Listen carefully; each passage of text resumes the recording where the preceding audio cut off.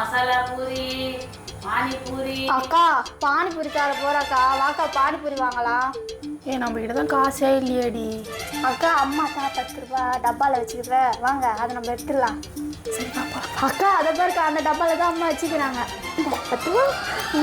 வாங்க நம்ம பானிபூரி வாங்கி சாப்பிடலாம். 10 ரூபாய்க்கு பானிபூரி கொடுங்கக்கா. ஐ panipuri.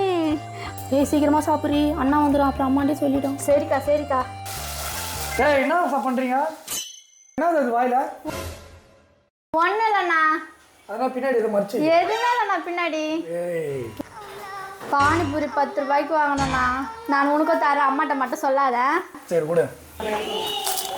A few minutes later. ஏய், இந்த டப்பால வச்சிருந்த 10 ரூபாய் யார் எடுத்தா?